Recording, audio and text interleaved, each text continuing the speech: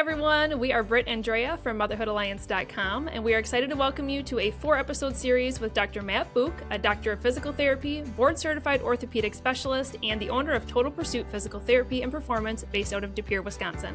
Dr. Matt works with active people of all kinds, from athletes who love to train hard to parents who simply want to run around with their kids without dealing with constant aches and pains. But what really sets him apart is his belief that pain isn't something you just live with. So if you've ever been told to rest more, stretch more, or chalk it up to getting older, he is really passionate about challenging that mindset. His approach focuses on uncovering the root cause so that you can move better and feel stronger for the long haul. Dr. Matt creates customized treatment plans that often combine hands-on techniques like dry needling, cupping, and joint manipulation with strength training, movement coaching, and realistic habit shifts that actually fit your life. It's not just about getting you out of pain, it's about keeping you active long-term. And outside the clinic, he's an avid bow hunter, climber, outdoor enthusiast, husband, and dad to 2 young boys, so he truly understands the value of being able to move well and keep up with the life that you love. We can't wait for you guys to get to know him, and here he is. Welcome, Dr. Matt. Thank you so much for having me. We are really excited to learn about your expertise and learn so much from you in 4 different episodes.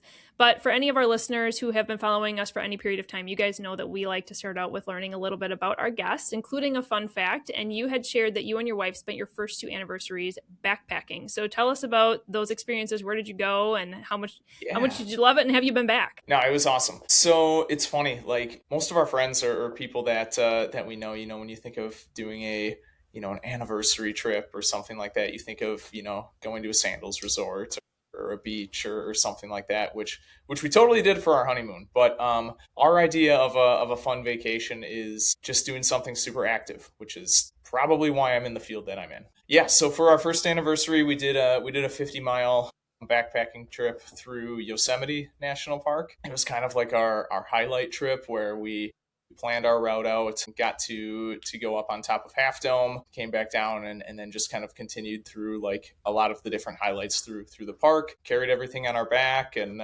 slept out in the wilderness for 5 nights. It was absolutely incrable. Yeah, I was going to ask if you were backpack, like camping then, right? So you carried all your food. Did you have to, can you hunt there? Were you able to like get food? No, definitely not. So we carried all of our food. We lived off of, like Cliff Bars and dehydrated meals. Yeah. And stuff like that. So we definitely weren't eating in luxury, but the first meal we had when we came back was probably like the best meal I've ever had, just because we were, out in the wilderness for 5 days. But no, it was great. Yeah, you carry everything on your back. As the trip goes on, the pack gets a little bit lighter because you start eating your food, which is kind of nice. And we flew out there. We rented a car, parked our rental car where we were going to come out, and then hitchhiked all the way back to where we were going to start. So that was new. We've never done that before. Right. And then our second trip, for our second anniversary, we went out to Banff National Park in British Columbia, Canada. My wife, Kate, was actually about 6 months pregnant at that time. So we took it a little bit easier on the hiking and backpacking side of things.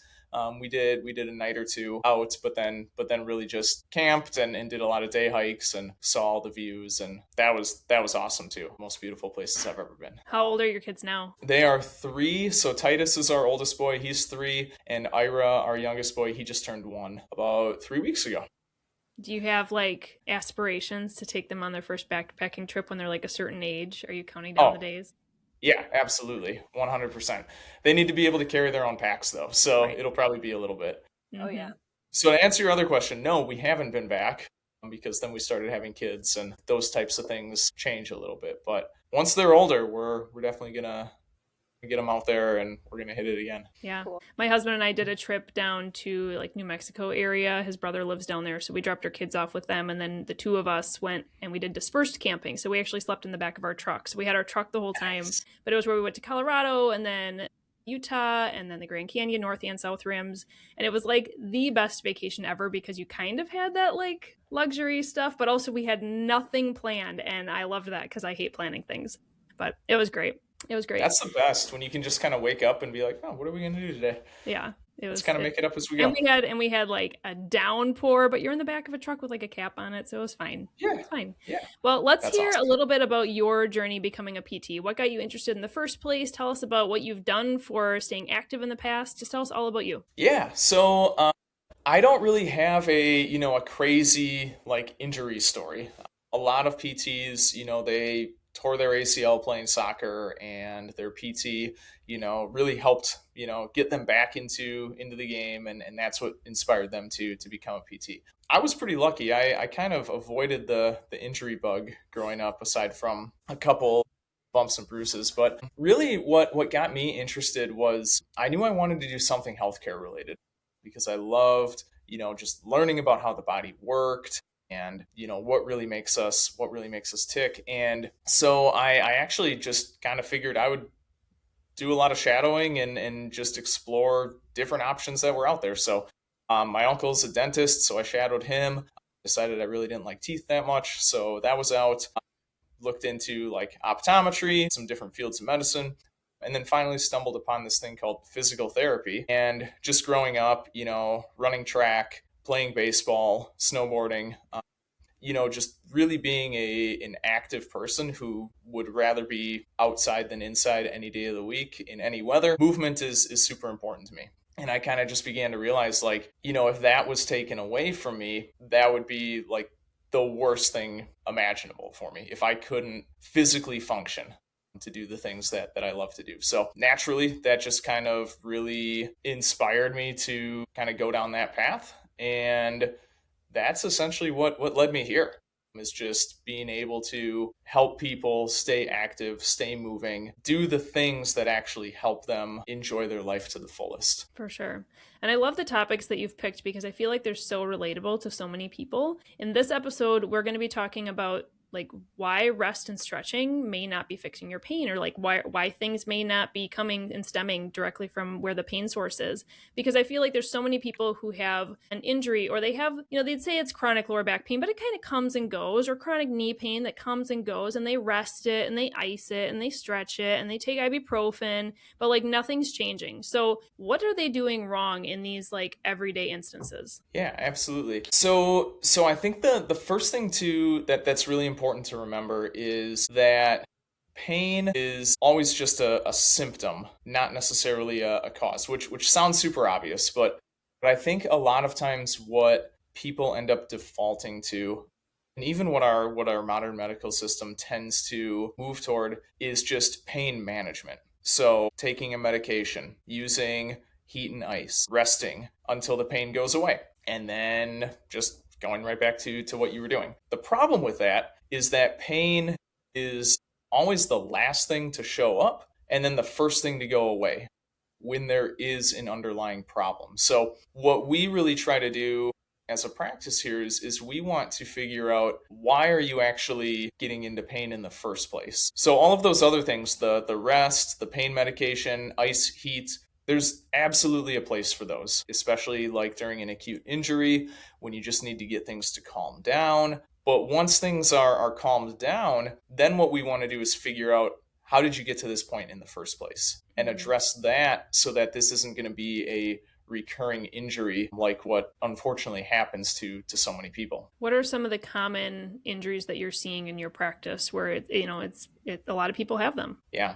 So we see a ton of shoulders. I think just naturally with the clientele we see a lot of busy, active adults who, are maybe trying to, keep up with stuff around the house. Maybe they work a manual labor job. Maybe they're just trying to continue to play sports with their kids. I've seen a number of people who want to throw a ball with their kids, whether it's a football, a softball, whatever, and it's just not happening. And what I see more often is that pain isn't necessarily what brings people in. It's when the pain gets bad enough to prevent people from doing those things that give their life meaning, from participating in those activities that really fulfill their life. So that's a big one.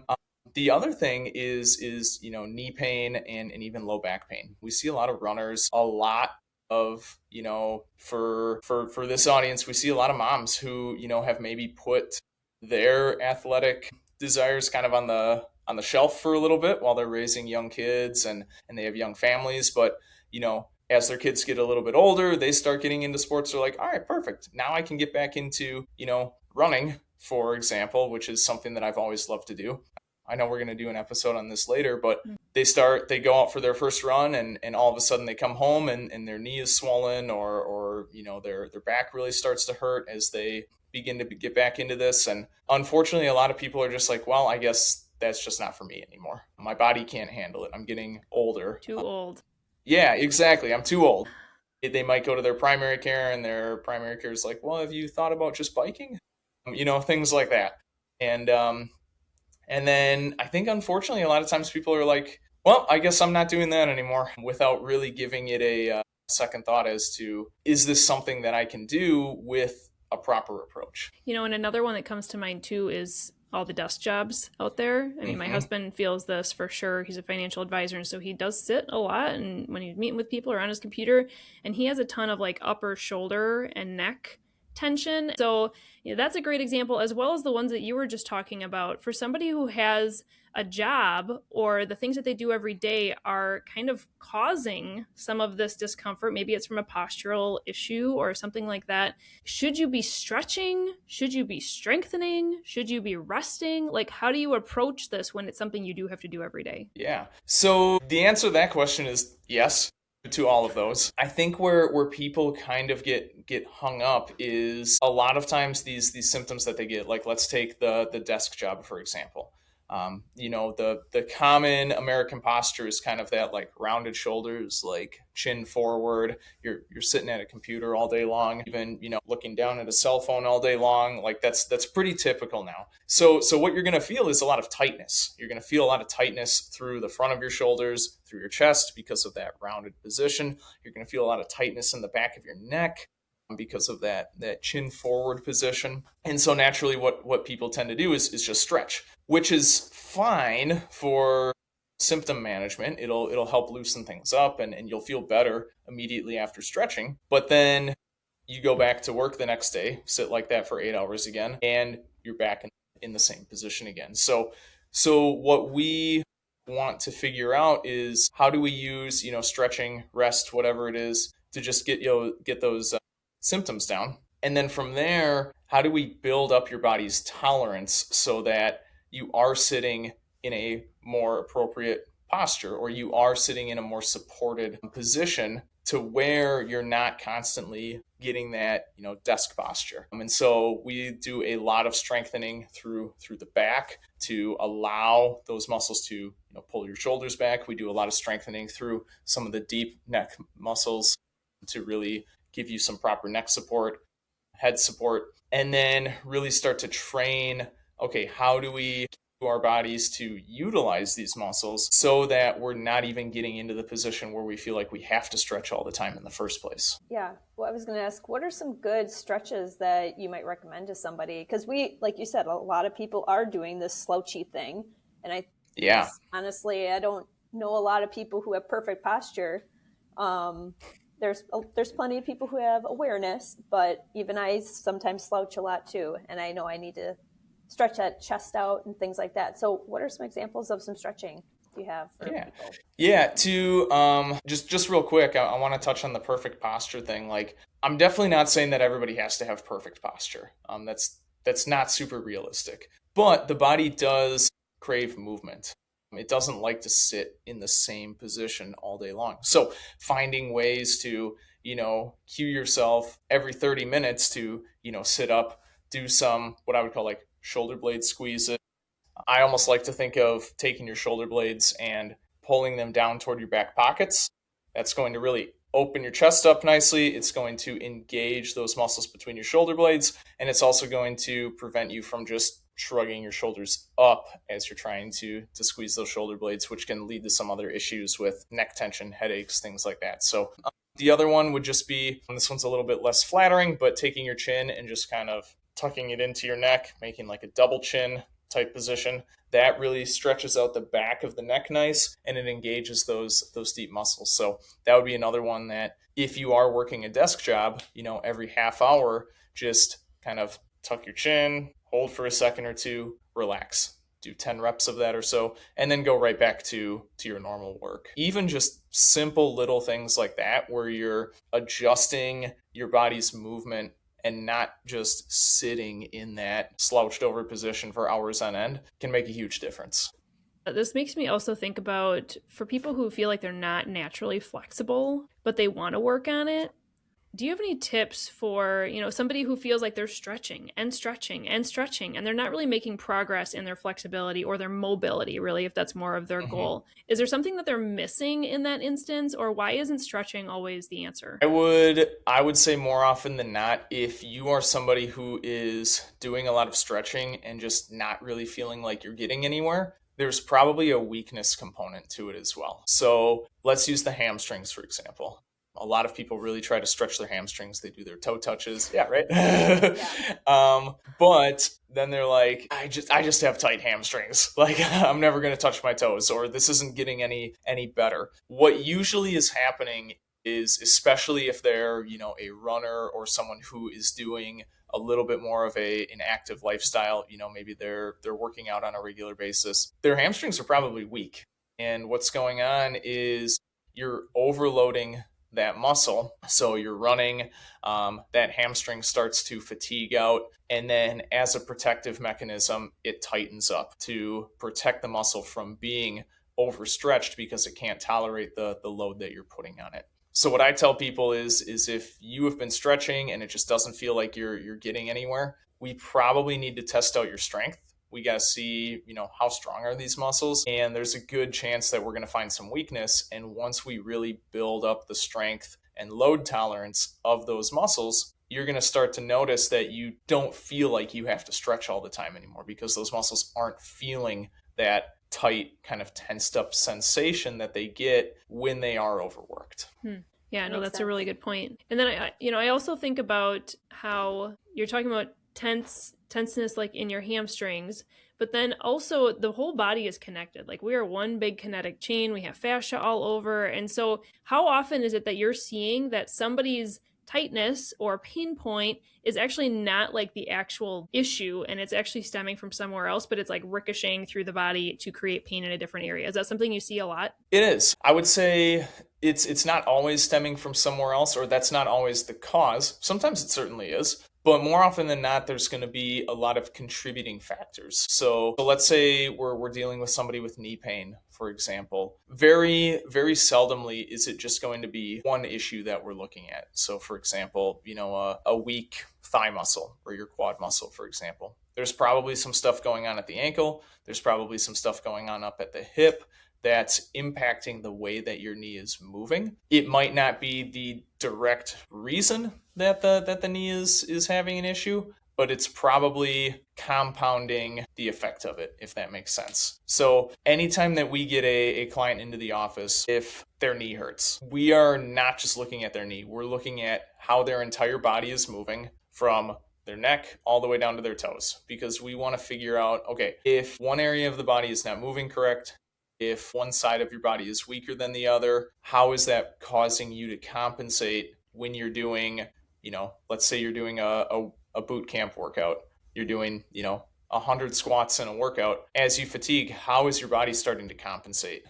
And then how is that leading itself to causing your knee pain? So really, it is a bit of a puzzle when we bring somebody in. I almost like to describe it as we're just peeling back layers. So we're going to start at the area of interest, hit the low-hanging fruit there, and then we just kind of work our way out and figure out what other parts of the body are contributing to this movement pattern, this way that you're compensating, whatever it is that is impacting this particular spot that you're having pain in. If somebody is currently struggling with a nagging issue, whether it's tightness or pain, what do you feel like should be kind of their steps to try and overcome that? Should they be icing and ibuprofen? And I know every situation is going to be different, but in general, like tightness or pain, kind of walk us through what people should try and then when they should really come and see a PT. Totally. For the icing and ibuprofen, if this is an injury that has just happened, let's say you're, playing soccer with your kids in the backyard, you step in a hole and twist your knee, sure. Like that's totally appropriate, especially if you have a lot of swelling.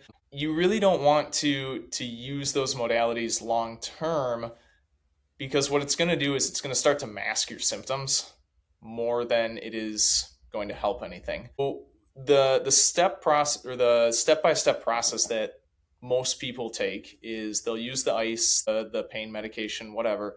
And then what I would say is once that swelling, or, you're kind of through that initial 48 to 72 hours from that initial injury, then you want to start just kind of doing what we would call a little bit of, graded exposure. Just kind of do what you can that's going to be relatively pain-free. And by that, I mean, a 3 to 4 out of 10 or less. A little bit of discomfort, totally normal. If it's distracting you or preventing you from doing something, you're probably doing a little bit too much. If you can start to work through that a little bit, do some gentle, like if we're using the knee example, just kind of start moving your knee through its full range of motion, and then slowly grade yourself back into your activity. You're probably going to be just fine. Where I would recommend people come and see somebody like myself is if this has been something that's been going on for more than 2 weeks, and you're just not getting back to where you want to be, there's probably some stuff underneath the surface that needs to get addressed. There's probably some weakness or some tissue intolerance that we need to figure out how to build up your body's ability to go through these movements and these activities again without going through a lot of compensation. Because unfortunately, what we see a lot of is people will put off taking care of something like this until it really starts to affect their ability to enjoy their life. And then a lot of times people come in here and they're like, well, I've been dealing with this for, a year and a half or 2 years, something like that. And by that point, they've started to really develop all sorts of other issues through their body compensating. Because your body is always going to find the most efficient way to perform a movement. So you're going to start to develop all of these little cheats and shortcuts. And then that's when we get into the weeds of really having to dissect all of these different parts of your body that have slowly started to adapt in a negative way because of this original injury. Yeah. So I always tell people the best way to avoid an injury is to not get injured in the first place. Second best way is to take care of it before it really becomes a nagging issue. I love that you said 2 weeks. Yep, 2 weeks, people. So I know that you offer a free consult. Is that correct? Mm-hmm. So if somebody is listening to this and they're like, yeah, that's me. I've had this nagging thing forever or for a few weeks. How would they get in contact with you, and then tell us about your free consult? Totally.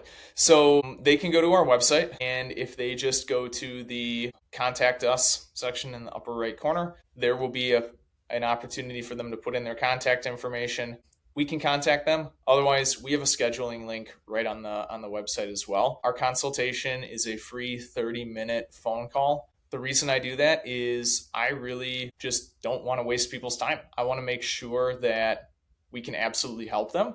And I want to make sure that the way that we do things is what they're looking for.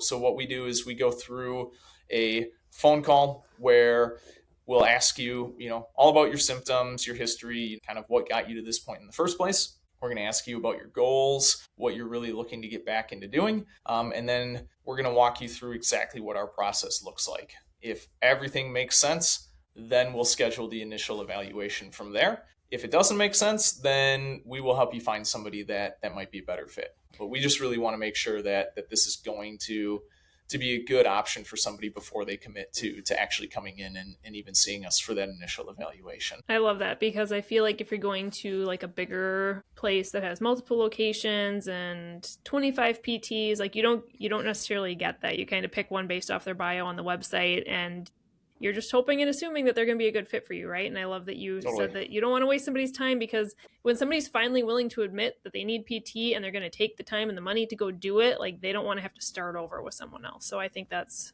amazing that you do that. What is your website? It is totalpursuitpt.com. So this was a great first episode. I feel like this is going to be so relatable to so many people, because who doesn't have periodic aches and pains? And it's just kind of like great to kind of know where to start and when you actually need to seek help.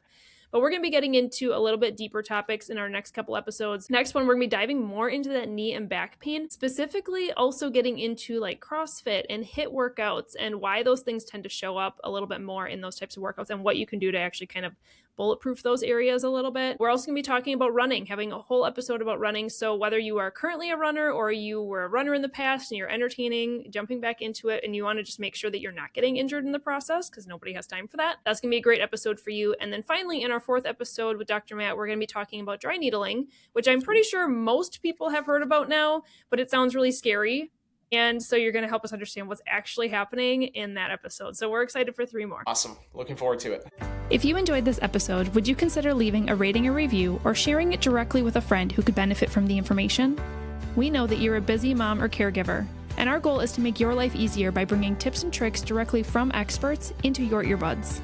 By sharing this episode with someone you love, you can play a critical role in helping to make their life easier as well. We appreciate your time and thank you for being a part of the Motherhood Alliance family.